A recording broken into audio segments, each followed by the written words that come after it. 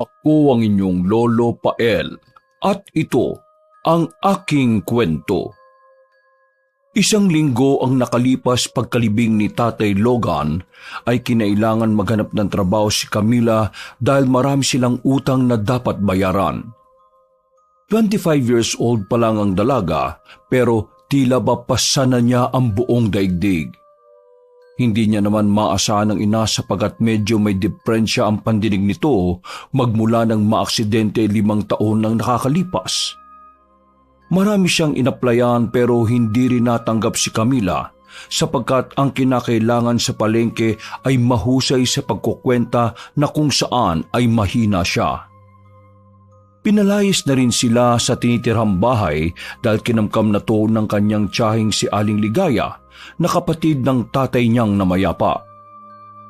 Kaya 2 linggo pa lang namamatay ang kanyang Tatay Logan ay naging taong kalye na rin sila. Mabuti na lang ay nakagawa ng paraan ng kaibigan niyang si Alicia at naipilit siyang maipasok sa bahay ng may kayang mag-asawa na sina Mr. and Mrs. Calderon. Umalis na rin kasi ang dating kasambahay ng mga ito, kaya naghanap sila ngayon ng bago. Neng, maraming salamat at sa wakas, makakaroon na rin ako ng trabaho. Thank you rin sa pagpapatuloy mo sa amin ni Nanay dito hanggang ngayong gabi. Huwag ka mag-alala. Kapag nakasahod na ako, babawi ako sa iyo. Ililibre kita sa bayan. Ngumiti lang si Alicia at matapos ang ilang saglit pang pag-uusap ay iniwan na sila nito. Habang naghahanda ng mga gamit ay bumaling naman ng dalaga sa nanay niyang nakatingin lang sa bintana. Nay, huwag po kayo mag-alala. Magiging ayos din ang lahat para sa atin. Kaunting tiis lang po. Ngumiti lang si Nanay Danica pero halata pa rin ng dalaga sa mukha nito ang itinatagong matinding kalungkutan. Kahit siya rin naman ay sobrang lungkot pa rin ang nararamdaman, subalit hindi niya magawang magluksa at manghina sa harap ng ina dahil alam niyang sa kanya lang din ito humuhugot ng lahat. Bukas, Nay, makakaroon na tayo ng maayos na tutulugan. Pakikiusapan ko na lang si Mr. and Mrs. Calderon para magkasama tayo. Sige na po, matulog na po kayo. Ako nang bahalang magligpit sa mga gamit natin. Natulog na nga ang kanyang ina habang siya naman ay patuloy pa rin sa pagsasalansan ng kanilang mga gamit sa lumang bag. Nang matapos na ay kaagad siyang nagtungo sa banyo at nagilamos ng katawan para makatulog na rin. Nang matapos na, pagharap niya ng salamin ay bigla na lang siyang napaiyak. Pero sinikap niyang maging tahimik upang walang makarinig sa kanyang pagluha. Nang medyo guminhawa na ang pakiramdam, ay pinunasan niya ang mga luha at lumabas na ng banyo. Pagdating sa kanilang silid ay mahimbing na ang tulog ni Nanay Danica. Kaya padapa niyang isinilampak ang sarili sa kama saka tumingin sa likod ng ina. Tumulo na naman ang luha niya pero pinunasan niya ito kaagad dahil baka mahalata pa siya. Napapikit na lang siya habang umiiyak hanggang sa siya ay makatulog dahil na rin sa sobrang pagod. Sa kalagitnaan ng mahimbing na tulog ay biglang nagising ang dalaga matapos maramdaman ang pag-uyog ng kamang hinihigaan niya. Hindi niya to pinansin sapagkat akala niya nung una ay si Nanay Danica lang to na nagpalit ng posisyon sa pagtulog, subalit nang muling umuyog ang higaan ay nakasimangot siyang napadilat habang iginagala ang tingin sa buong kama. Nang makitang wala roon ang ina ay napabalikwas siya ng bangon at tumingin sa pintuan. Oras na ba? Maaga pa naman. Saan kaya pumunta si Nanay? Nagbanyo siguro. Matutulog na sana siya ulit nang maramdaman na bigla na lang may humiga sa kama. Pagtingin niya sa likuran ay ganun na lang ang pagkagulat niya nang makita si Tatay Logan na nakahiga rin sa kama habang nakatingin at nakangiti sa kanya. Napabalikwas na naman siya ng bangon habang kinukusot-kusot ang mga mata. Nang hindi nawala sa kama si Tatay Logan, ay bigla namang napayak ang dalaga sa parehong tuwa at kalungkutan. Tay, ikaw po ba talaga yan? Lumapit siya sa Ginoo at mahigpitong niyakap na sinuklaan din siya ng mainit na yapos. Totoo ba ito, Tay? Huwag na po kayong umalis, please. Miss na namin kayo ni Nanay. Bakit niyo po ba kami iniwan kaagad? Paano na po kami ngayon? Matagal bago sila tumanggal sa pagkakayakap at pagkatapos noon ay saka nagsalita ang kanyang ama na parang nag-i-echo ang tono ng boses. Anak, sa'yo ko na pinagkakatiwala ang nanay-dani ka mo. Alagaan at mahalin mo siya katulad ng pagmamahal ko sa inyo. Paano po ang gagawin ko? Hindi ko yata kakayanin itong mag-isa, Tay. Hindi ka nag-iisa, anak. Palagi ko kayong gagabayan. Kahit wala na ako dyan, alam kong makakaya mo ang mga pagsubok dahil pinalaki kitang matatag, anak. Paano? Kailangan ko na umalis. Huwag po muna, Tay. Huwag na kaming iwan, please. Tay! Tay! Maraming ipinaliwanag kay Camila ang kanyang ama. Hanggang sa huli ay sakato nagpaalam at nagsabi na ito na ang huli nilang pagkikita. Humiti ng mapait ang kanyang ama at kitang-kita sa mga mata ng Ginoo ang labis na pangungulila sa anak. Pero wala na tong magawa ngayong nasa kabilang buhay na. Maya-maya pa ay biglang umihip ang malakas na hangin at mula sa likuran ni Tatay Logan ay may nabuong isang nakakasilaw na liwanag. Palaki yun ng palaki na parang isang ipo-ipo at halos masakop nito ang buong silid at tumigil sa paglaki ang nakakasilaw na liwanag. Napasulyap doon ng dalaga at ganoon na lang ang pagkagulat niya at pagkasindak nang biglang nawala ang liwanag at napalitan to ng kadiliman. Nang makita niya ang kung ano ang nasa kabilang dako ng portal ay nagimbal nga siya. Sa isang iglap, ang magandang pakiramdam matapos makita ang ama ay biglang napalitan ng kilabot at takot. Dinig na dinig ni Camila ang mga taong tila nag-aabot ng kamay habang nagsisigawan, nag-iiyakan at nagmamakaawa ng tulong. May nahapiwan din siyang pangilan-ngilang talsik ng mainit na apoy at ramdam na ramdam niya mula sa pwesto ang init na yun. Napatingin siya sa ama matapos mapagtanto ang mga bagay na nasa likuran niya. Ay!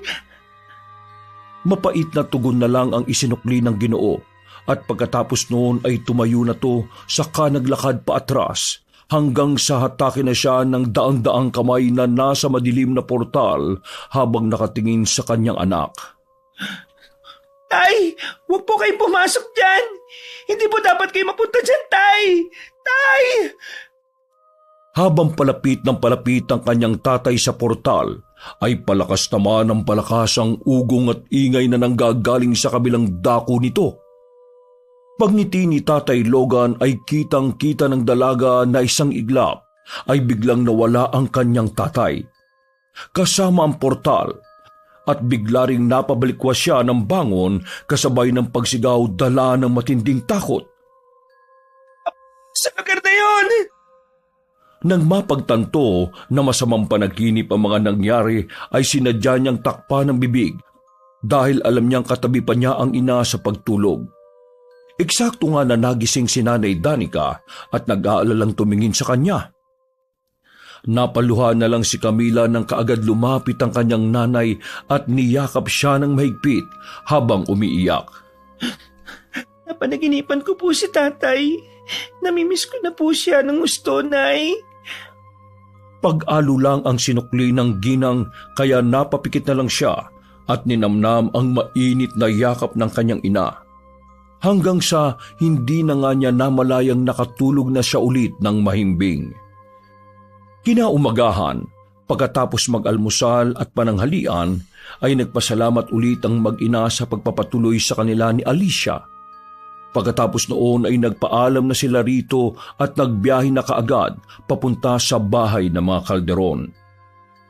Dahil medyo malayo ang bayan, kaya ilang oras din ang naging biyahe niya at eksakto 4:00 ng hapon nang marating nila ang magarang bahay ng magiging amo nila.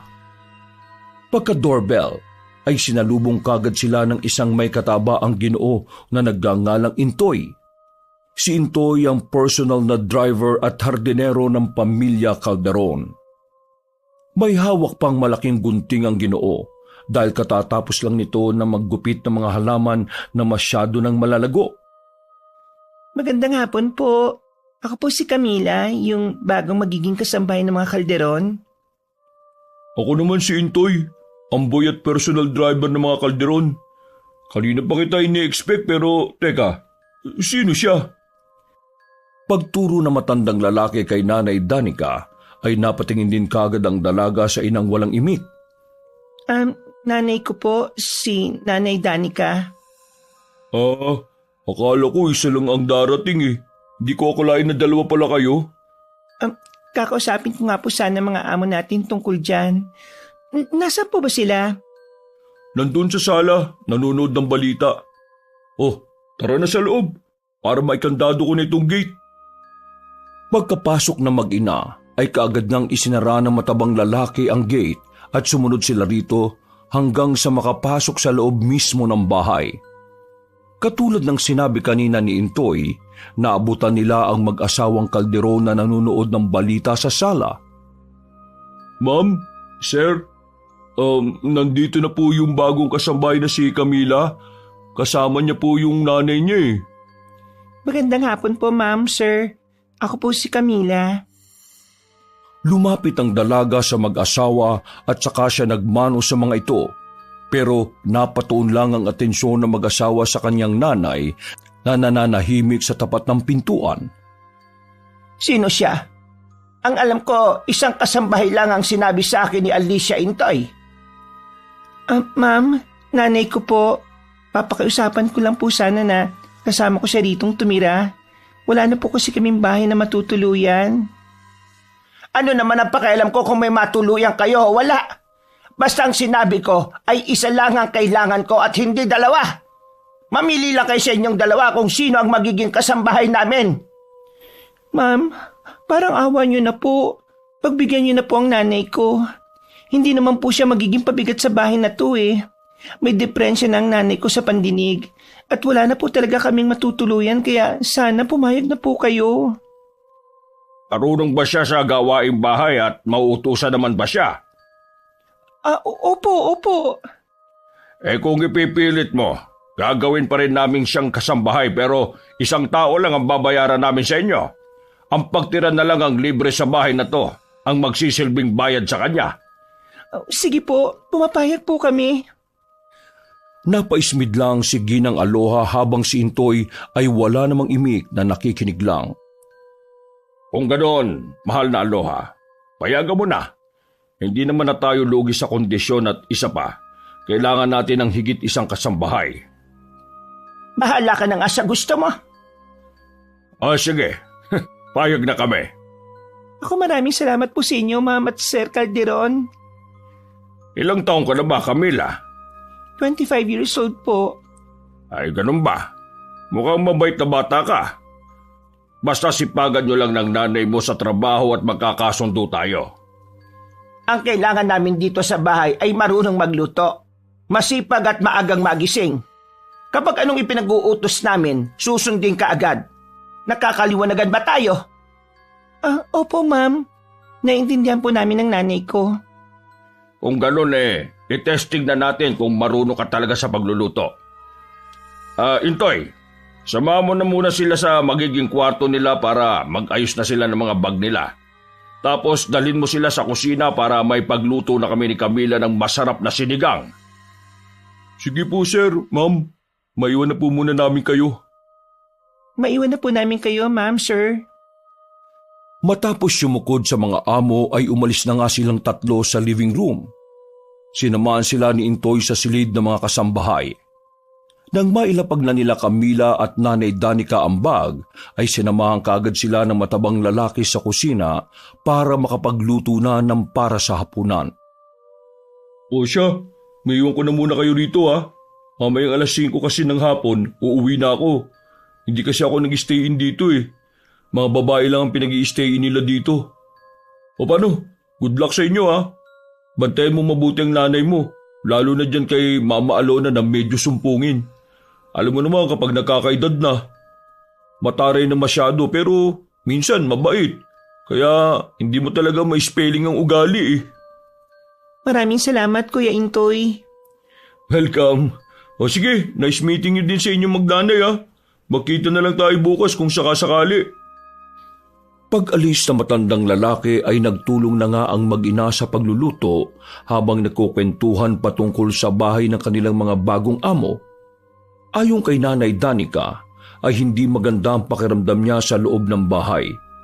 May kung anong mabigat na presensya siya na nasisense na hindi niya rin alam kung bakit. Napabuntong hininga na lang si Camila matapos yon marinig sa kanyang ina.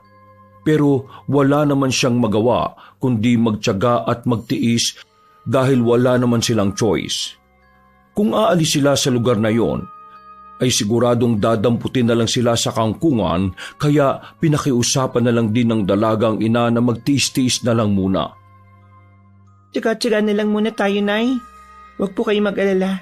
Kapag nakasahod na ako, ihahanap ko na lang po muna kayo ng mauupahan tapos kahit ako na lang po mag-stay dito. Gumiti lang ang ginang habang naguhugas ng mga karne at gulay na isasahog sa kanilang hapunan. Makalipas ang ilang minuto, ay hinatag na nga ni Camila ang pagkain sa tulong na rin ng kanyang ina. At katulad ng inaasahan, nasarapan ng mag-asawang kalderon sa lutong sinigang ng dalaga. Kaya tuwang-tuwa sila sa hapunan. Totoo nga sinabi mo, Edeng. Sa ganyang edad napakatalintado at napakasarap mo ng magluto ah. Tama ang sinabi mo, darling. Para akong lumilipad sa sarap sa ulam natin ngayon. Sabaw pa lang malasa na. Kaya kahit hindi ka na magkarne, solve ka na. Ikaw ba ang nagturo sa anak mong magluto, Danica? Nakangiting umiling si Nanay Danica at nagpaliwanag na hindi siya ganoon kasarap magluto at hindi rin siya ang nagturo sa anak ng tungkol sa bagay na yon.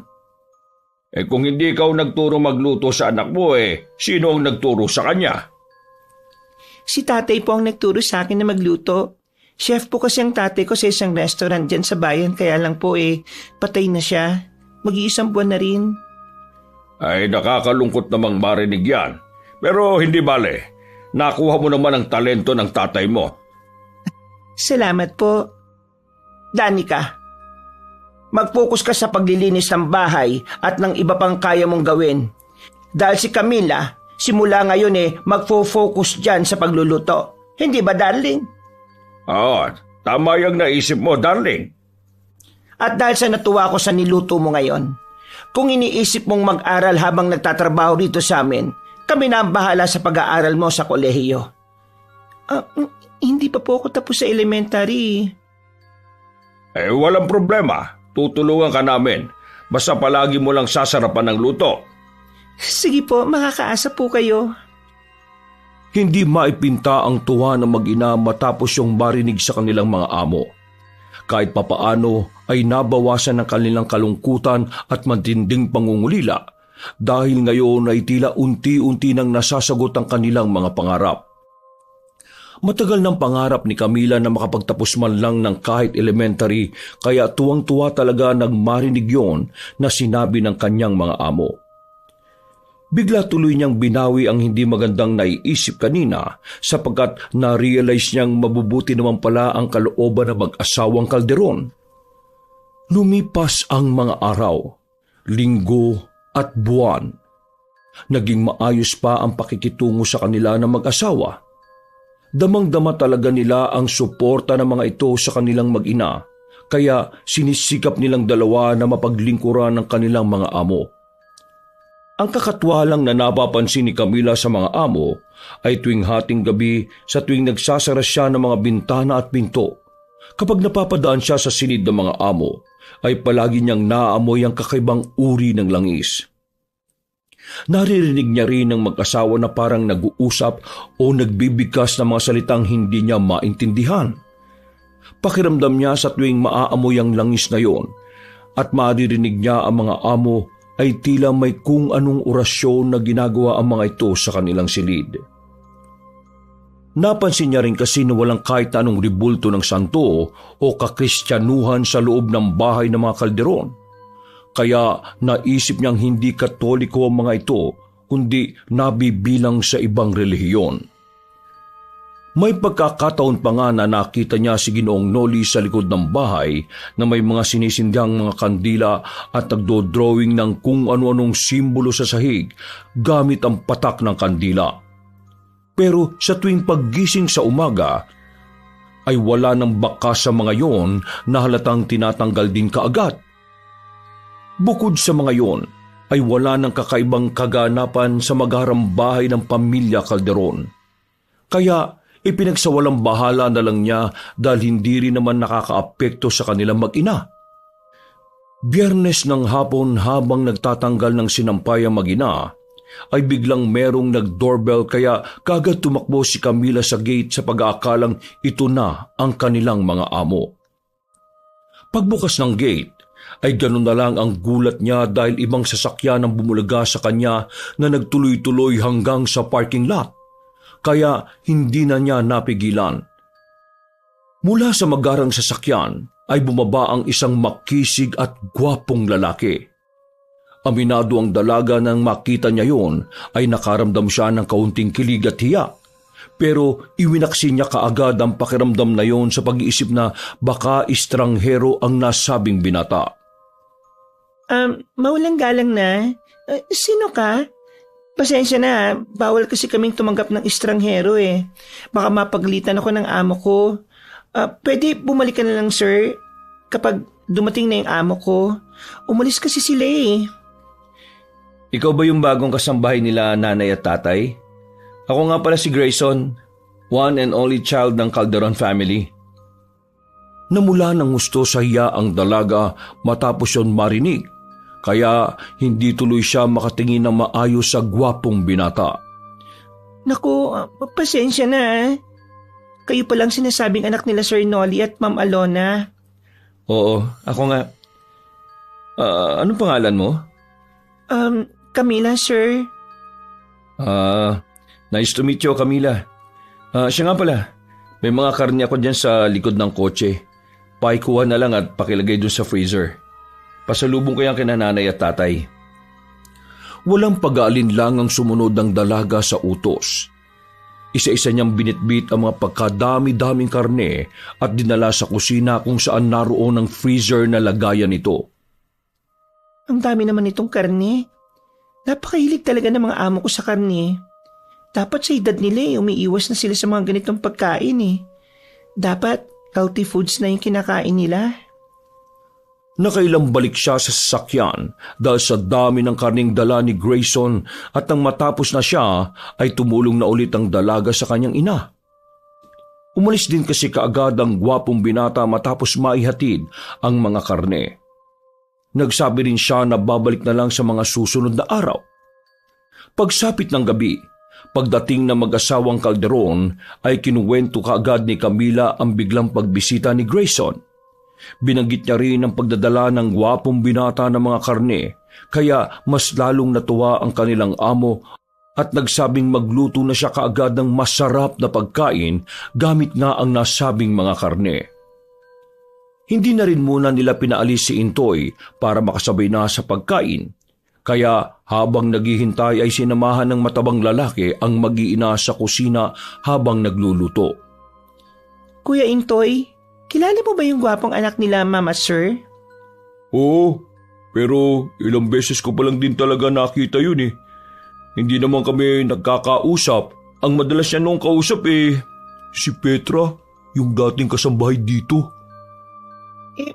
Bakit ka po biglang napabulong dyan? Kasi, ang narinig ko sa mga amo natin, nagkaroon ng relasyon si Petra at si Sir Grayson. Ayaw ng mga amo natin kaya nagtanan yan sila. Pero hindi ko na alam kung nasaan si Petra. Basta ang alam ko lang, hiwalay na sila ni Sir Grayson. Ambisyosa rin kasi si Petra eh. Akala niya siguro siseryosohin talaga siya ng anak ng amo natin.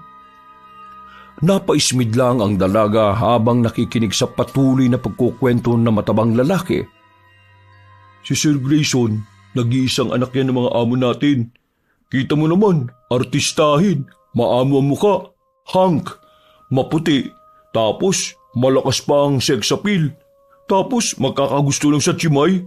Huwag mong masamay na sila sabi ko pero ang mga katulad nun ni Sir Grayson, sex lang ang habol sa mga babae. Kaya, ikaw mag-iingat ka ron. Ha? Bakit naman po? Ang sabi sa kwento nila Sir Noli at Ma'am Alona, lumaki kasi sa layaw yung anak nila na yun. Sakit daw talaga nila sa ulo yun eh. Maraming beses na raw yung nadadawit sa mga gulo, mga iligal na bagay, lalo na sa babae. Mukha lang siyang santo pero malademonyo pala ang ugali. Mukha nga po siyang mabait eh. Biruin mo, nagdala ng pagkarami-raming karne. Kakaunti pa nga yung dinala niya ngayon eh. Noon talaga, halos mapuno tong 3 freezer.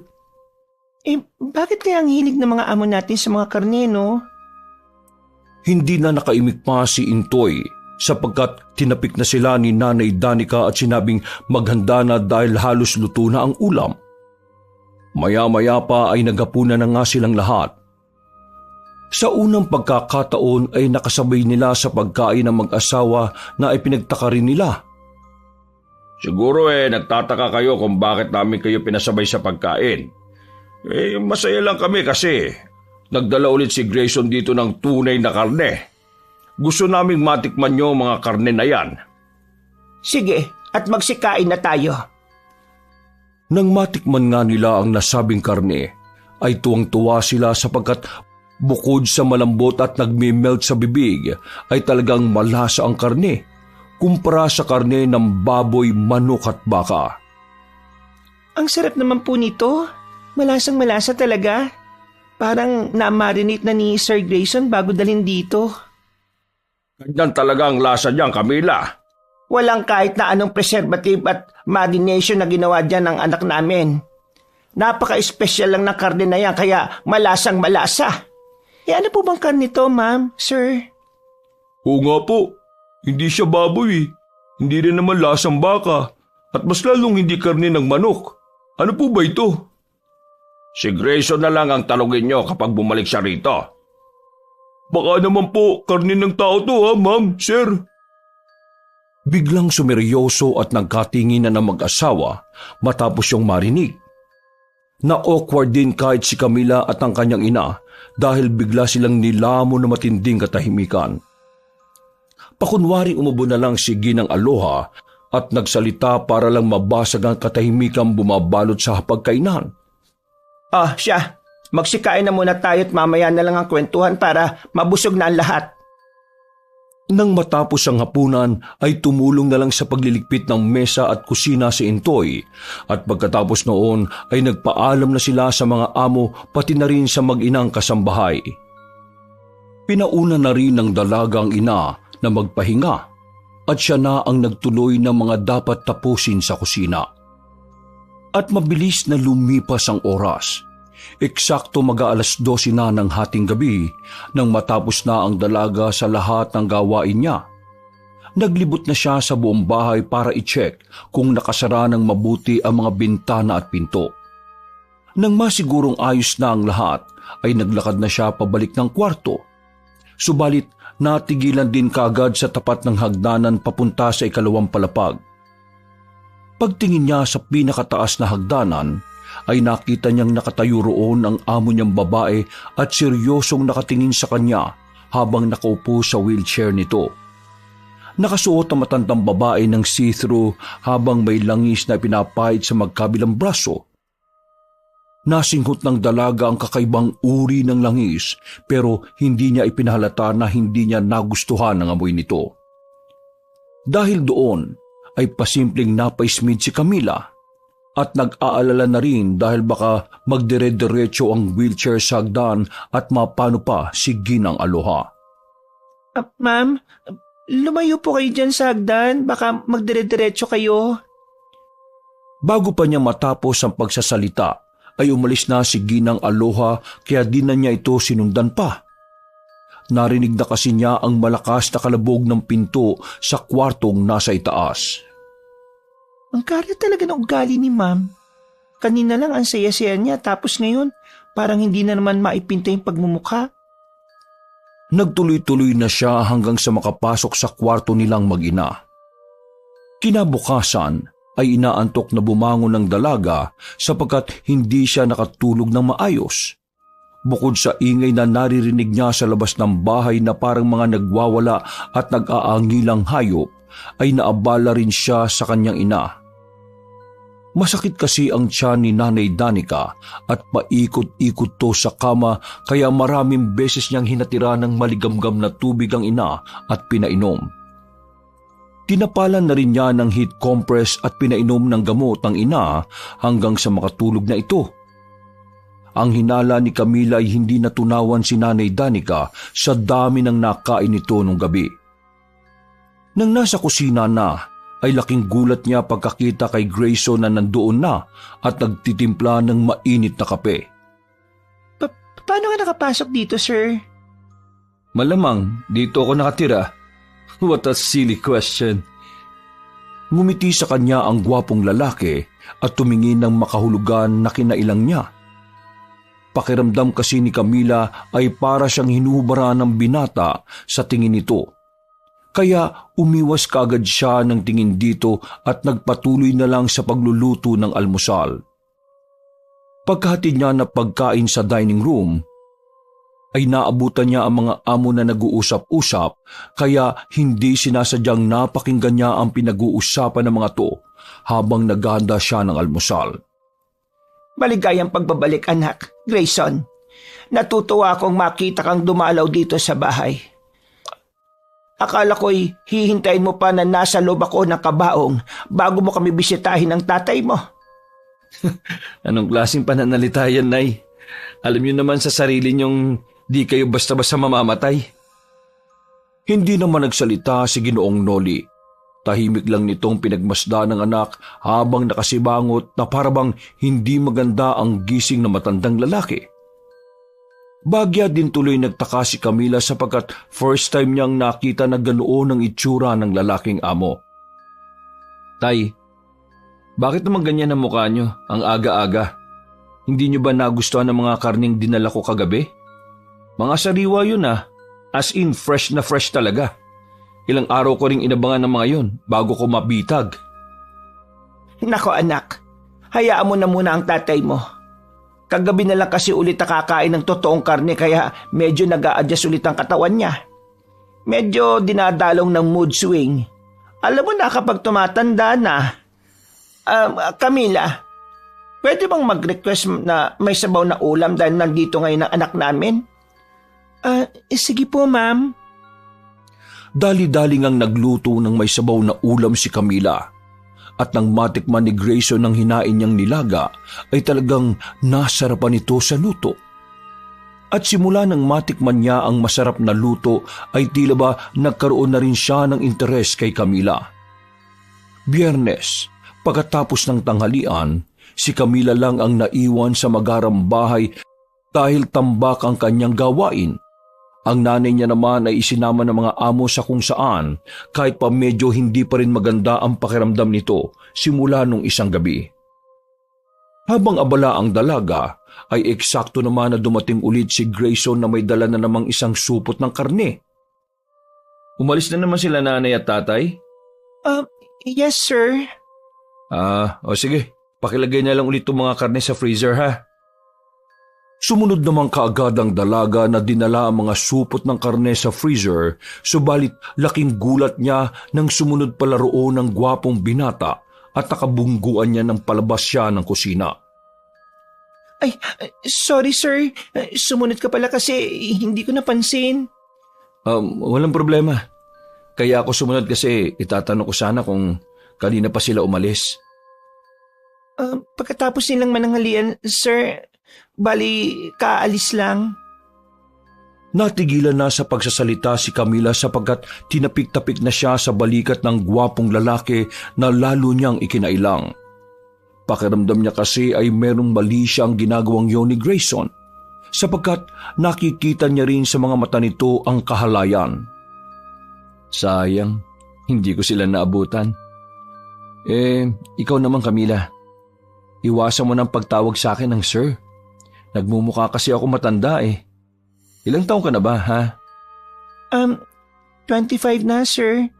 Oh, sir na naman. Kuya na lang itawag mo sa akin, Kuya Grayson. O kaya, baby. Saka pinisil ng gwapong lalaki ang balikat niya bago maglakad papunta sa tapat ng water dispenser. Dahil doon ay napabuntong hininga ang dalaga na hindi na alam ang mararamdaman habang nasa paligid niya si Grayson. Naalala niya rin kasing bigla ang mga sinabi ni Kuya Intoy tungkol dito. Si Sir Grayson, nag-iisang anak yan ng mga amo natin.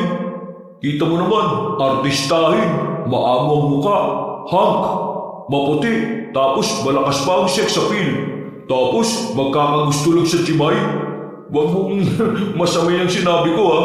Pero ang mga katulad nun ni Sir Grayson, sex lang ang habol sa mga babae. Kaya ikaw, mag-iingat ka ron ha. Nag-lunch na sila, di ba? May pagkain pa ba? Nagugutom na kasi ako eh. Meron pa po, sir. Isa pang tawag mo sa akin ng sir, hahalikan na talaga kita dyan. Dahil sa mga sinabing yun ng gwapong binata, ay namuo ang butlig-butlig na pawis sa noo ng dalaga. Nakaisip kasi siya kaagad ng hindi maganda, lalo na't dalawa lang silang tao sa magarang bahay. Sa laki ng bahay ng kanyang amo, kapag meron tong ginawa sa kanyang hindi maganda, kahit magsisisigaw siya ay wala ring halos na makakarinig dahil makakalayo ang mga bahay sa lugar na yon. Oh, natulala ka na dyan, Camila. May pagkain pa ba? Oo, Kuya Grayson. May natira pa, kaso baka makulangan na kayo eh. Kung gusto niyo po, ipagluluto ko kayo. Hindi na. Okay na yung natirang ulam. Ikaw ba? Kumain ka na? Sabayan mo na ako. Hindi umimik ang dalaga.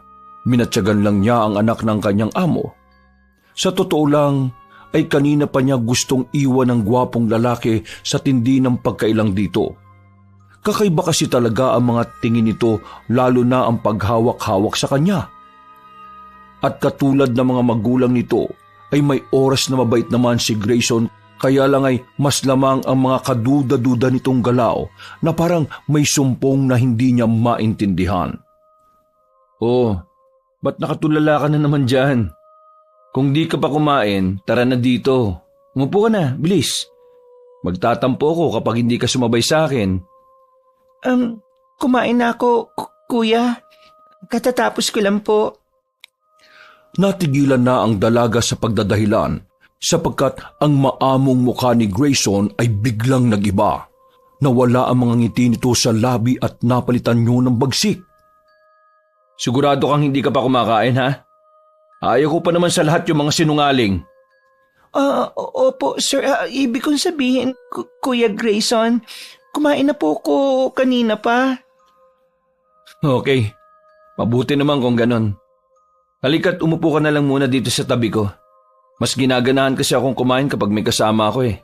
Lalo na kapag masarap ang kasama, yung nakahain. Kitang-kita ni Camila kung paanong dumila ang gwapong lalaki na parang merong pakahulugan.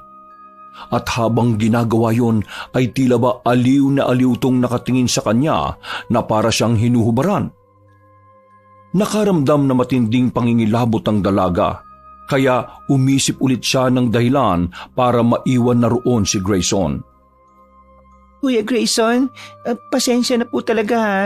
Gusto ko mang umupo rito sa tabi niyo, kaya lang po, kailangan kong tapusin na labahan dahil gagamitin ng mga magulang mo mamaya yung kobre kama eh. Natigilan na siya sa pagpapaliwanag dahil seryosong tumayo ang makisig na lalaki saka hinawakan sa bewang at pwersahang pinaupo. Mas tumalim din ang tingin nito sa kanya kaya mas lalo siyang nakaramdam na matinding takot para rito.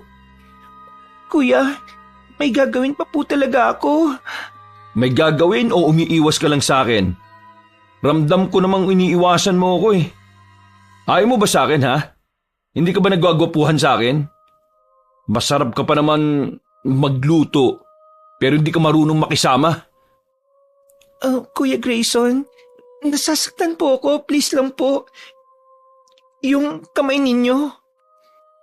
Tila natauhan ng gwapong binata kaya kaagad nitong tinanggal ang kamay sa bewang ng dalaga, saka muling ngumiti na parang walang nangyari.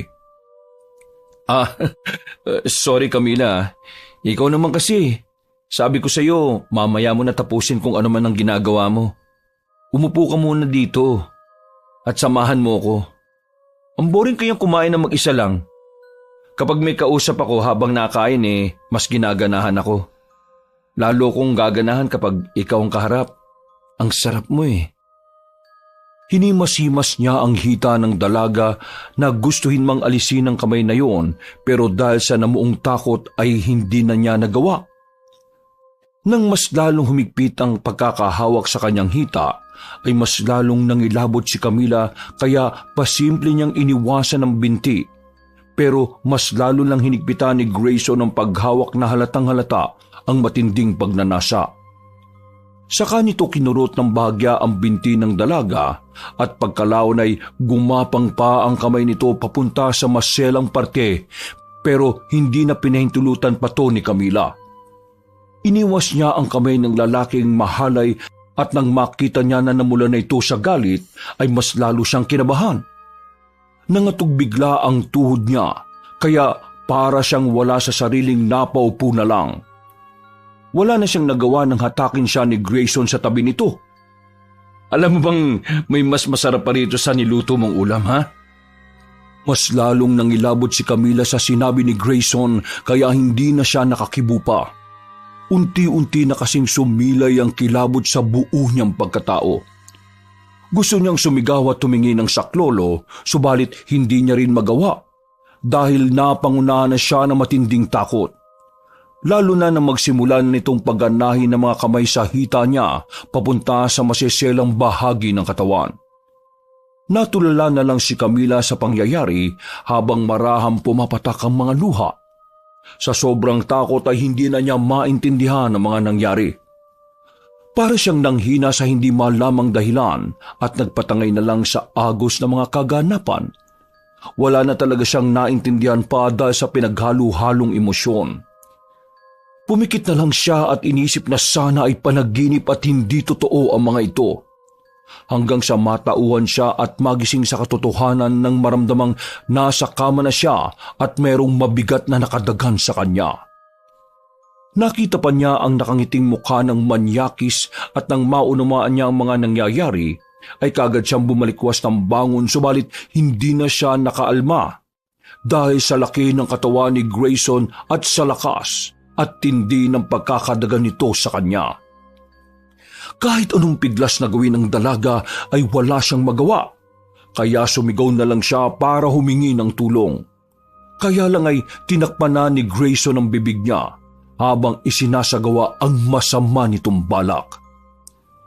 Napayak na lang si Camila habang pinagsasamantalahan ng anak ng kanyang mga amo.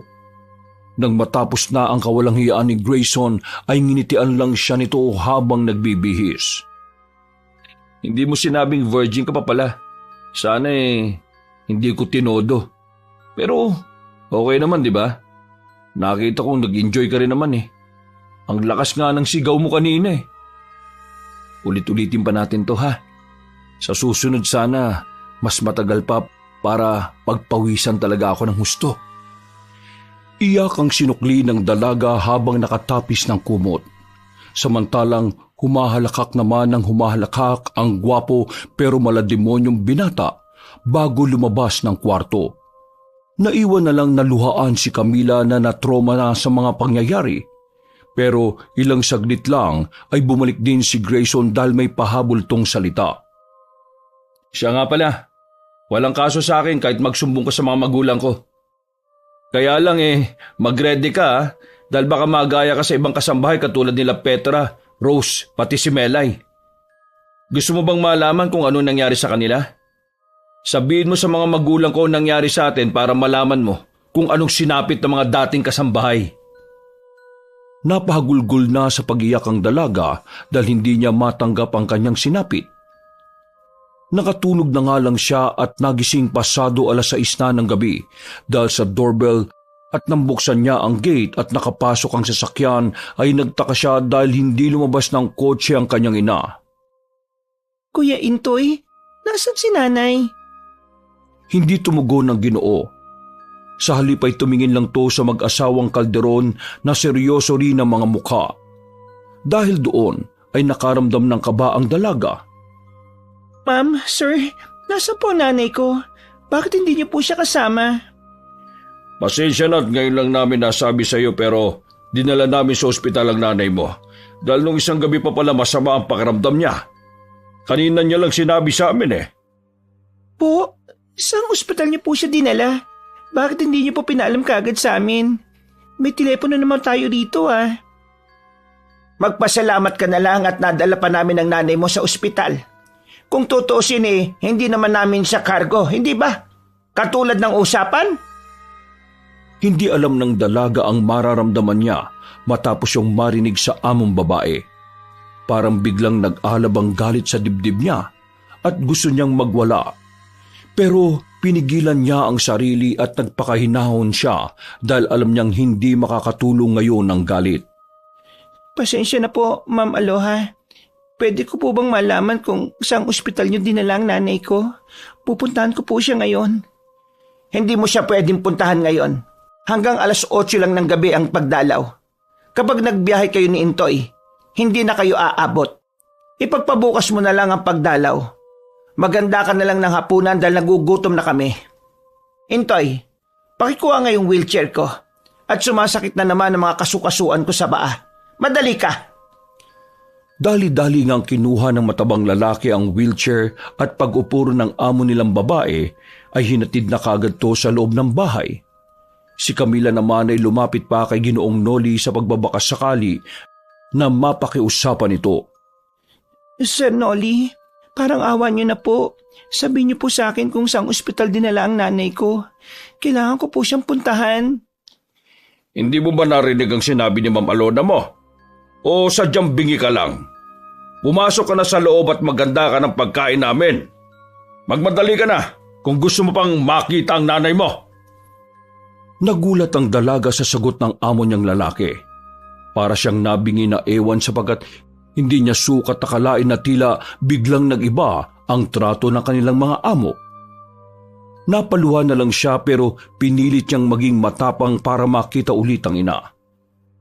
Pagdating niya sa kusina, habang nagluluto ay nilapitan siya ni Kuya Intoy at pasikretong kinausap. Camila, pasensya ka na.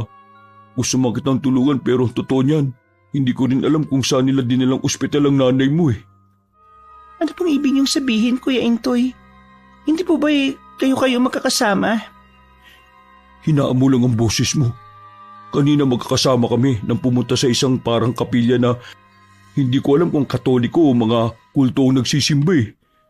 Nang sumumpong ang sakit ng tiyan ng nanay mo, biglang may sasakyang sumundo sa kanya.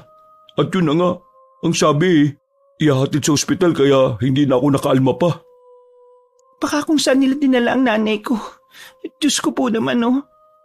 Hindi ko masasagot yan dahil hindi ko rin naman talaga alam ang sagot eh. O sige na, mag-iingat ka rito ah. Sa totoo lang, ngayong nandito na uli si Sir Grayson, parang nag-iba na naman ang ambience ng bahay na to eh. Nag-iba na naman ang asal ng mga amo natin. Hindi ko alam kung tama itong naiisip ko pero parang may kinalaman yun sa mga dinadalang karne ni Sir Grayson. Basta, mag-iingat ka ha. Natigil na sa pagsasalita ang matabang lalaki sapagkat biglang pumasok sa kusina ang gwapong binata at nakangiting tumingin sa kanila.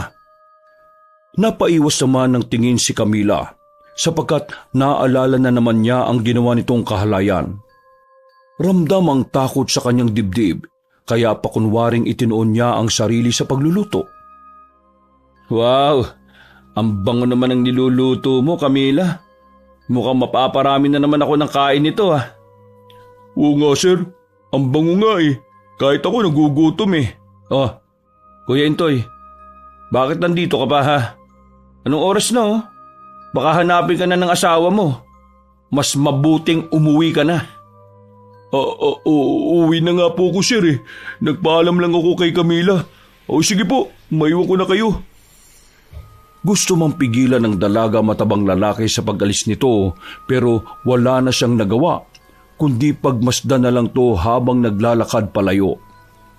Maya-maya pa ay nakaramdam na naman siya ng matinding kilabot nang hawakan siya sa balikat ni Grayson at marahang yung pinisil-pisil.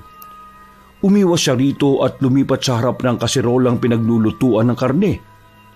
Napangiti naman ang gwapong lalaki habang pinagmamasdan lang siya. Sa kabila ng magandang nangyari sa ating kanina, umaarte ka pa ng ganyan? Ay nako, mga babae talaga kahit kailan. Masyadong pakipot. O sige na nga, mag-focus ka na lang sa pagluluto para maging masarap yan at ganahan kami ng mga magulang kong kumain. Mamaya, kapag tulog na ang lahat, tayong dalawa naman ang magkakainan. Pag-alis ng lalaking hayok sa nasa ng laman, ay napaluhan na naman ng tahimik si Camila, pero pinilit niyang magpakatatag. Alam niya sa sarili na kailangan niyang magpakatatag, lalo na siya na lang ngayon ang mag-isa sa kuta ng mga lobo. Bumuntong hininga siya ng malalim, at habang naghahalo ng lutong ulam ay bigla siyang nakaisip ng isang bagay. Pinagdududuraan niya ang pagkain at nilagyan ng mga lupa galing sa suot niyang tsinelas. Sa ganoong paraan naisip niyang makaganti. Habang patuloy sa paghahalo ay nagtuloy-tuloy na naman ang kanyang pag-iiyak, sapagkat bigla na lang niyang naisip na ang mga pinapangarap niya para sa ina ay bigla na lang maglalaho na parang bula. Unti-unti na kasing lumalabas ang tunay na kulay ng pamilyang pinaglilingkuran niya. Kailangan ko makalis sa lugar na ito at mailigtas ang nanay ko. Hindi kami magiging ligtas ng nanay ko dito. Maya-maya pa'y inihatag na niya sa mga amo ang ulam at habang kumakain ng mag-anak, ay sinubukan niya ulit na magtanong sa pagbabakasakaling makakuha siya ng sagot. Ma'am, sir, pwede ko na ba malaman kung saang ospital si nanay? Para po bukas madalaw ko siya. At sino naman nagsabi sa'yo na dadalawin mo ang nanay mo bukas, ha? Ma'am, karapatan ko naman pong dalawin ng nanay ko sa ospital dahil nanay ko siya, di ba? Narinig mo naman siguro ang sinabi ni Ma'am Aloha mo, di ba? Pero nanay ko po ang pinag-uusapan natin dito, sir. Abay, punyemas naman, oh. Ang kulit mo rin, ah. Pagkasabing yon, ay saka ibinato na matandang lalaki ang hawak nitong tinidor at nadaplisan pa ang dalaga na naggulat sa mga pangyayari. Napalunok na lang siya ng laway habang unti-unting pumapatak ang mga luha. Huminahon lang si Ginoong Noli nang tumayo si Ginang Aloha at pinakalma siya. Bigla rin namang umeksena si Grayson na lumapit kay Camila at umakbay, kaya nangilabot na naman ang dalaga. Nay, Tay, tama naman po si Camila eh. Nag-aalala lang siya kay Nanay Danica niya. Kaya pagbigyan niyo na siya sa gusto niyang mangyari. O sige, pag-iisipan namin ng nanay mo ang tungkol dyan. Pero sa ngayon, paalisin mo muna nga yung babaeng yan dito at bigla akong naalibadbaran. Sige na, umalis ka na muna, Camila. Bukas ng umaga na tayo mag-usap. Pasensya ka na sa inasal ng Sir Noli mo. Napagod lang kami sa biyahe kanina. Nagtungo na nga ang dalaga sa kanyang kwarto at doon niya ibinuhos ang lahat ng sama ng loob. Umiyak siya ng umiyak hanggang sa mapagod na siya at kusang tumigil ang pagpatak ng kanyang mga luha.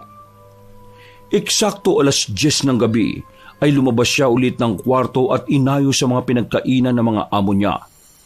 Pagkatapos makapagligpit, ay naglibot-libot na ulit siya sa buong bahay dahil nga sa nakasanayan na niya ang pag-check ng mga bintana at pinto kung nakasarado na ito ng maayos. Maya-maya pa ay napadpad na naman ang tingin niya sa hagdan pa itaas at narinig na naman niya ang boses ng mga amo at naamoy ang kakaibang langis. Dala na rin ng kuryosidad, ay marahan siyang umakyat at lumapit sa nasabing silid kung saan ay mas malinaw niyang naririnig ang mga kakaibang salitang binibigkas ng mag-asawang kalderon. Mas lumakas din ang amoy ng langis, kaya napatakip siya ng ilong habang inilalapat ang tenga sa nakasaradong pinto. Maya-maya pa ay naulinigan ni Camila ang kakaibang orasyon na binabanggit ni Ginang Aloha. Ano raw? Ganoon rin si Ginoong Noli. Nagbabanggit siya ng mga kakaibang salita na tanging silang dalawa lang ni Ginang Aloha ang nakakaintindi. Anong mga pinagsasabi nila? Anong salita yun?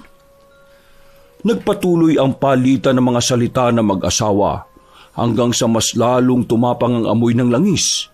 Bukod doon, habang nakikinig sa mga salitang hindi pamilyar, ay unti-unting sumilay ang kilabot sa buo niyang pagkatao.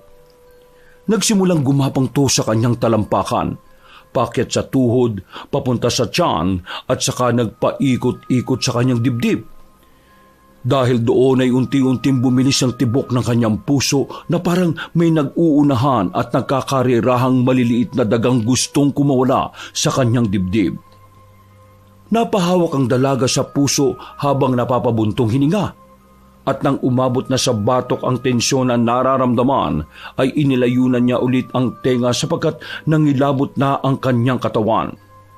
Damang-dama niya ang pananayo ng mga balahibo sa batok at mga kamay. Maglalakad na sana siya pababa ng hagdan nang marinig niya ang mahinang paghalinghing ng amo niyang babae hanggang sa unti-unti nang nag-iba ang tono ng boses nito pati na rin ang amo niyang lalaki. Muli ay narinig niya ang mag-asawa na bumibikas ng kakaibang salita. Kahit natatakot, nangangatog at pinananayuan ng mga balahibo, ay marahan siyang bumalik at pasimpleng sumilip sa maliit na butas ng seradura ng pinto. Doon nga ay kitang-kita niya ang mag-asawang Calderon na tila nangingintaba mga katawan habang nagsasagawa ng kakaibang bagay na hindi niya maunawaan. Nagpapahira ng langis ang mag-asawa hanggang sa kumini sa mga balat nitong nangungulubot. Subalit nang makita niya ang mga mukha ng dalawa, ganun na lang ang pagkagimbal niya dahil mukha ng halimaw ang kanyang naaninag. Matutulis ang tengang hindi kahabaan, namimilog ang mga matang namumula.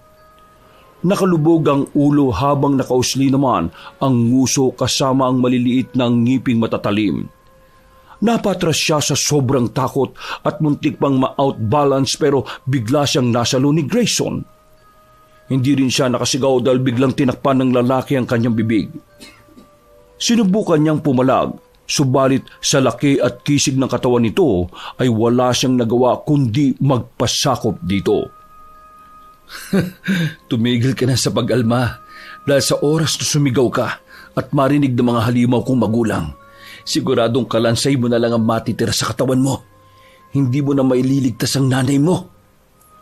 Dahil sa sinabing yon na matipunong lalaki ay tumigil sa pag-alma ang dalaga na napaluhan na naman.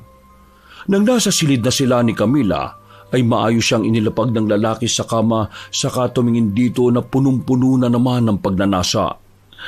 Anong klaseng mga tao kayo? Hindi kayo mga tao. Mga halimaw kayo. Ang gwapo-gwapo ko. Tatawagin mo lang akong halimaw. Huwag ka mag-alala dahil hindi ako nagtatransform katulad ng mga magulang ko. Isa ako sa mga uri namin na hindi naman ang pagpapalit ng anyo katulad ng nakita mo sa nanay at tatay ko. Hindi ako malahalimaw na aswang. Poging aswang ako. Aswang? Oo, aswang ang pamilya ko, Camila. At lahat ng nakakaalam sa sikreto ng pamilya namin ay hindi na sinisikatan pa ng araw. Katulad ng mga kasambahay na nauna sa'yo. Pero pinagsawaan ko muna sila bago gawing karne at pagpiestahan ng mga magulang ko.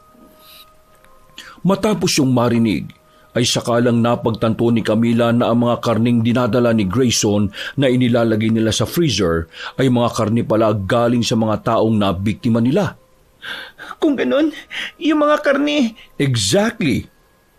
Alam mo bang ang mga karne ng tao na yun ay espesyal? Dahil nilalagyan ko ng espesyal na laway para kung sino ang makakain ay maging kaisa namin. Marami na akong nasampulan pero hindi lahat nagtagal eh. Nang marinig yun ng dalaga ay napalunok siya ng laway sapagkat makailang beses na rin siyang nakatikim ng karneng dinala ni Grayson. Isa sa mga senyalis na tumatalab ang kamandag ko ay ang paghilab ng tiyan. Biglang naisip ni Camila ang ina sapagkat magmula nang kumain si Nanay Danica ng karne na to ay nagsimula ng humilab ang tiyan niya at sumama ang pakiramdam. Anong ginawa niyo sa nanay ko? Saan niyo siya dinala? Huwag ka mag-alala dahil nasa ligtas na basement ang nanay mo at inoobserbahan kung magiging kaisa na namin siya o hindi. Kapag nakayanan niya sa loob ng 1 linggo ang kamandag na lumalamon sa kanyang pagkatao, magiging kauri na namin siya. Matutulad na siya sa nanay at tatay ko na mahahayok sa totoong karne. Ang pinakamasarap na karne sa lahat, ang karne ng tao. Maulang iya kayo! Oo, huwag kang magalit sa akin. Ang totoo niyan niligtas ko nga ang nanay mo dahil para sa kaalaman mo, may malala na siyang sakit na dinaramdam. At kapag nalagpasan niya ang kamandag at mapabilang siya sa aswang, mawawala mga sakit na nararamdaman niya. Basta, magpapatuloy ang pagkain niya ng tao. Ginawa niyong halimaw ang nanay ko! Katulad ng sinabi ko sa iyo kanina, niligtas ko siya. Hoy, makinig ka. Gusto mo ba siyang makita ngayon? Ha, Camila? Handa akong suwayin ang mga magulang ko para maihatid ka kay Nanay Danica. Pero sa isang kondisyon. Anong kondisyon? Alam mo na kung anong gusto ko, Camila. Alam na alam mo, di ba? Kung handa kang ibigay yon, makakaasa kang tutuparin ko ang gusto mong mangyari. Kaya, ibigay mo na uli. Humiwas-himas pa ang gwapong lalaki sa kanyang pagkalalaki habang pinagmamasdan ng dalaga na punong-puno ng pagnanasa. Paano ako makakasiguro na gagawin mo ang sinasabi mo? Bakit hindi natin subukan ngayon para malaman natin?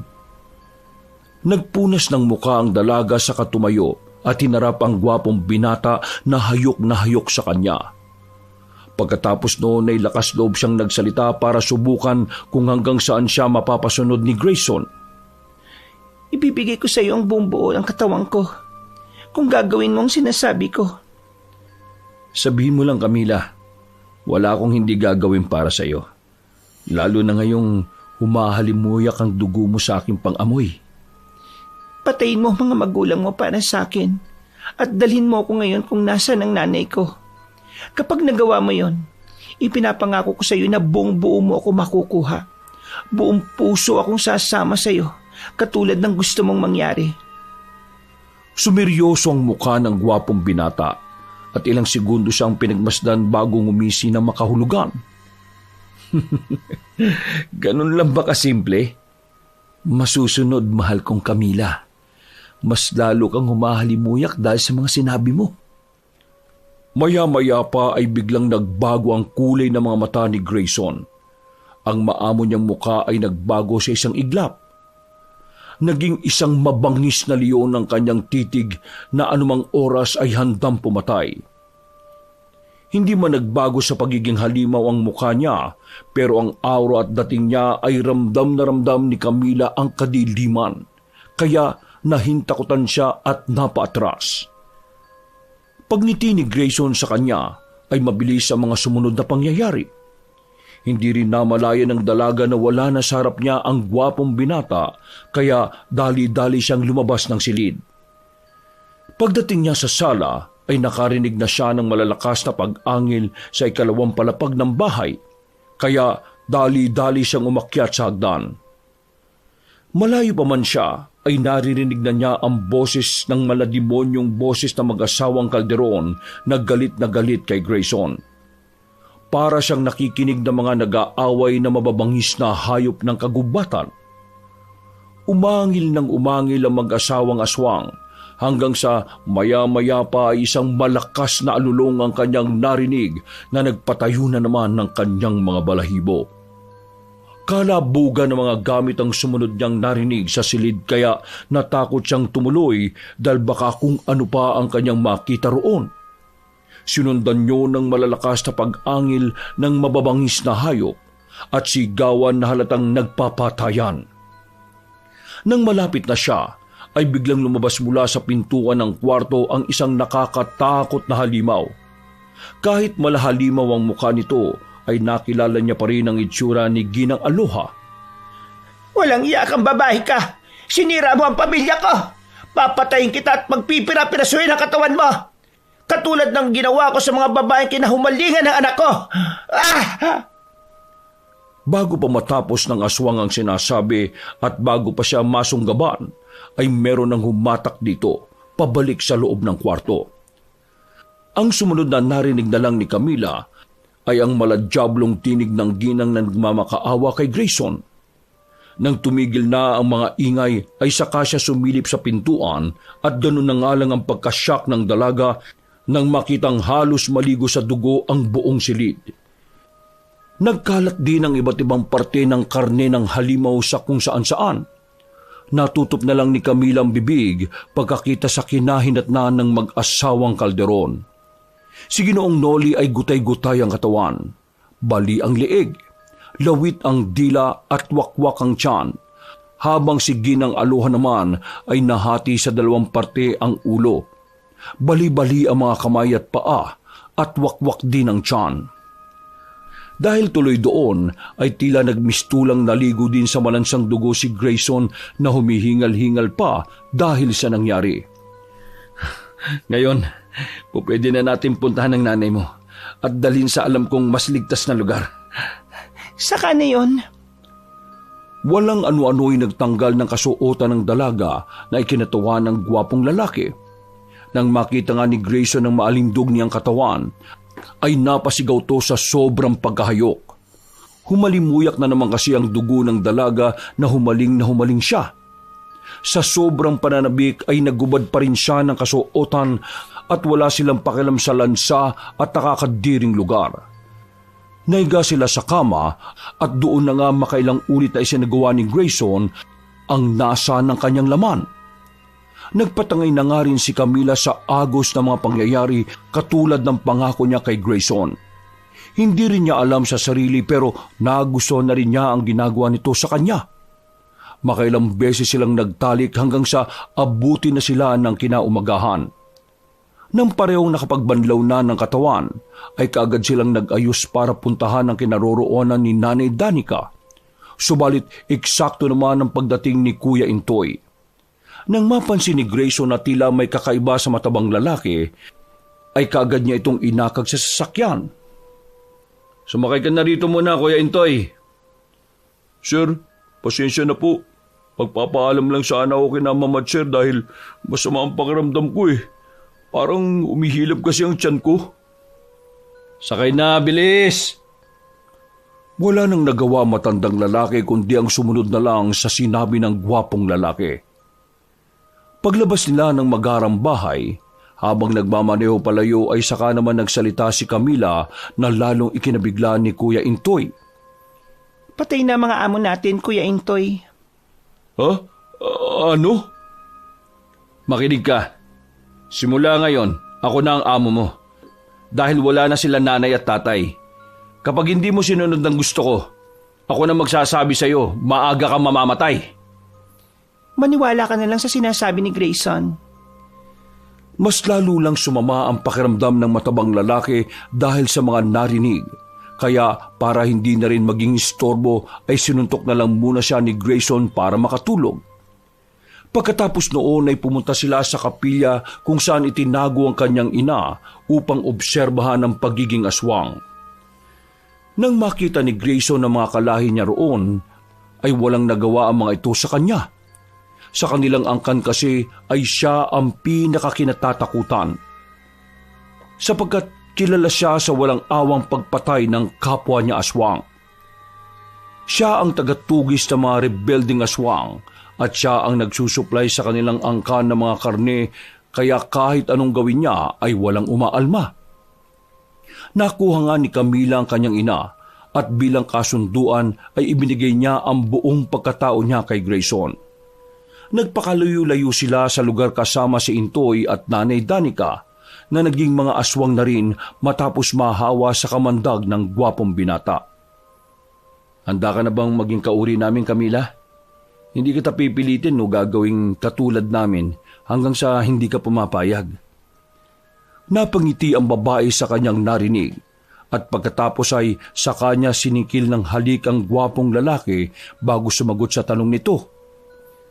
Nung una, inaamin ko na sobrang namumuhi ako sa'yo dahil sa ginawa mo sa akin. Pero hindi ko rin nakalain na matuturuan ko rin pala ang puso ko. Anong ibig mo sabihin? Feeling ko, mahal na rin talaga kita. Salamat naman kung ganon. Dahil ako, kahit hindi mo ako matutunang mahalin alam ko sa sarili ko na gagawin kong lahat para sa iyo, Camila. Kahit na sa kabilang buhay o sa panibagong mundo, ikaw pa rin ang pipiliin ko. Ewan ko ba, bakit ba minahal kita ng ganito? Ang cheesy lugi ako sa inyo. Napakunot na lang ng noo sina Grayson at Camila habang pinagmamasdan si Intoy na nasa driver's seat at nakatingin lang sa kanila. Pagkatapos na nangyaring yon, ay nagkatuluyan nga silang dalawa. Hindi nagpa-convert si Camila sa pagiging aswang katulad ni na Intoy at Nanay Danica. Subalit, nang nabuntis siya, ay kinailangang gawin ni Grayson ang nararapat para hindi siya mamatay. Labagman sa kalooban ay naging aswang din ng dalaga sa huli para maging ligtas ang kanyang panganganak, lalo na at kambal ang magiging sanggol niya. Nang isilang ni Camila ang kambal ay pareho tong malusog pero hayok na hayok sa sariwang dugo at karne. Nag-set siya ng rules na hindi na sila titikim kahit kailan ng karne at dugo ng tao. Kaya simula noon ay nag-breed na sila ng mga baka, baboy at manok. At ito ang ginagawa nilang pamalit upang kahit papaano ay mapatid ang pagkauhaw nila pare-pareho sa dugo at karne ng tao. Subalit kapag merong mahalagang okasyon ay tumitikim sila ng tao pero ang pinapatay ni Grayson ay ang mga taong salot sa lipunan at maraming pagkakasala. Sa ganoong paraan ay natutulungan pa nila ang lipunan upang mabawasan ang mga masasamang tao. Wakas!